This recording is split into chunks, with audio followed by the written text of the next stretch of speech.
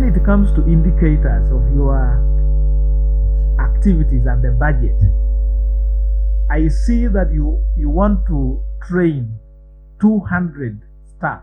You have provided a location for training of 200 of your staff. But the total number of staff in your ministry, as I saw from the documents, is 358. Meaning you want to train about 55 or 60% of your staff. What does that mean? That after you have recruited and you have people in office, you are trying to train more than half of them. Are they competent? Is there an issue that you have discovered that would require that magnitude of training? And when you look at some of the key highlights of the training, for example, human resource, I don't know if human resource manager, HRM, that's how you have said, that you are going to train your human resource manager in professional course.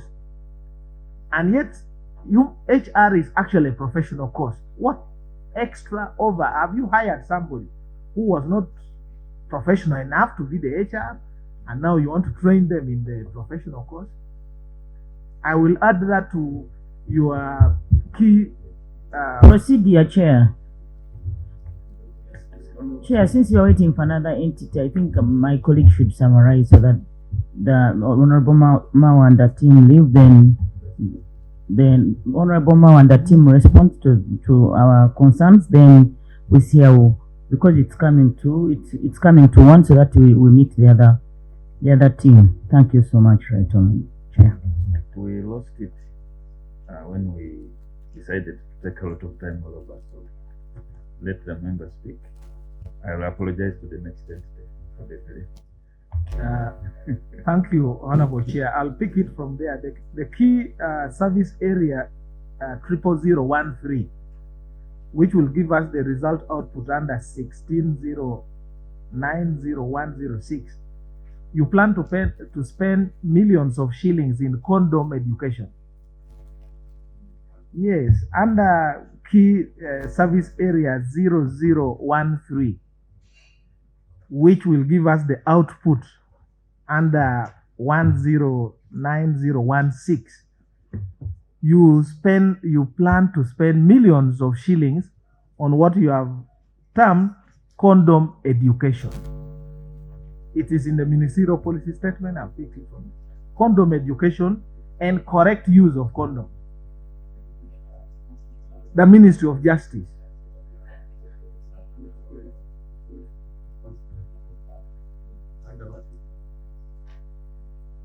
It is under the key service area number 00013, and the output area is 16090106. And I do not want to water down our, they call it the ABC strategy or something, but I want to understand that at the level of now your staff at the Ministry of Justice and Constitutional Affairs, you still need to be taught how to use condoms and the correct use of condoms, and you allocate much money to that particular budget, like millions. And then afterwards, you ask us to provide more money to certain areas. That's the concern I have. Maybe there's a better justification, but I would like to be understood. You also go ahead and you want to organize a medical camp, and you have allocated money for medical camp. You have a ministry responsible for health and dealing with health issues. And it's the government that told us that now you're in what they call program-based approach, meaning you have a program on health, a program on this, a program on that. Why should we now approve money for medical camp, which also includes physical exercises? And the physical exercises in your costed work plan is the first quarter you will not do physical exercise. You start doing in second, third, and fourth quarter. So should we still approve that money? And yet there are other areas that you have told us you want money for. And the last one I've sampled is 7 billion for consultancy. 7 billion shillings for consultancy, which is not well explained. Can we be told what the 7 billion would be doing for the consultancy? So you can't take away that money because it's 0.01% of whichever amount that we are given. Then the other one was on what is the 7 billion? PS. Yes. There are a catalogue of interventions that you can do on issues around HIV/AIDS and TB. And my question is the choice of the activity that you have put in your report. Maybe that one came off wrong, but there are many interventions that we are undertaking. No, it's just and you don't doc the Ministry of Policy. I know you picked out the condom, but I also if you want me to appropriate money for to teach Honorable Mao how to use a condom. There is no problem with teaching about condoms. Some are substandard. Let us not.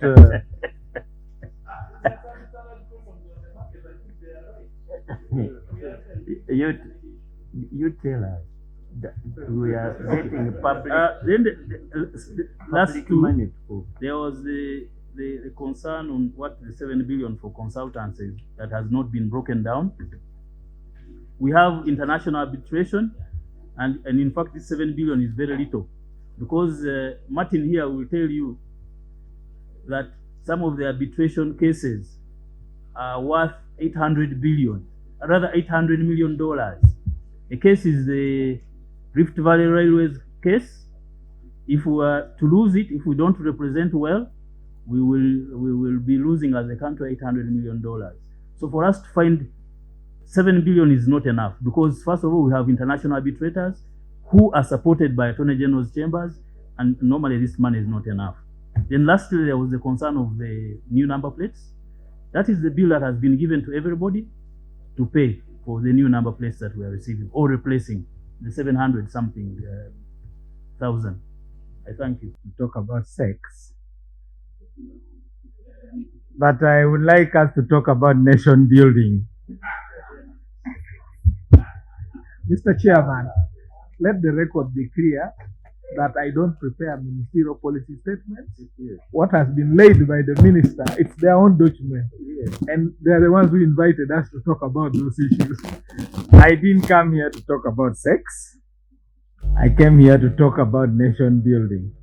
My generation is the generation that was at university around the time that Philip Bongole Lutaya announced publicly that he was infected with HIV.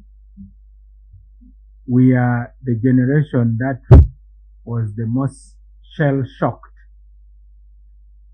Philip Bongole Lutaya visited Makerere University when I was a student.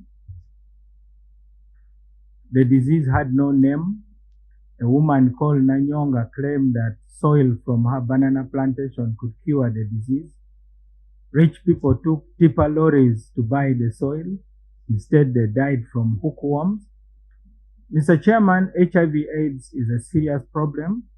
Uganda is at the front line of fighting it. Our president has received accolades for being one of the few leaders who publicly acknowledged that it was a problem, and his strategy was that Uganda is a poor country. If you fall sick, we may not afford to treat you, so please, let's prevent it. So to trivialize it by looking for one small line in a fat ministerial statement, I think undermines the milestones that our country has achieved. In the lavatories of parliament, condoms are packed in the male toilets. Point of order. Maybe the women don't go there. There is a point of order.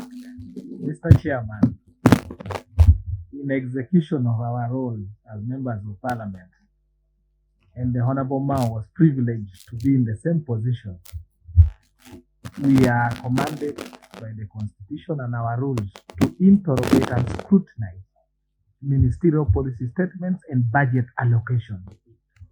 Each and every item listed therein, there is no room for that word that he has used, that a matter, a honorable member of parliament and a shadow minister for justice is trivializing issues.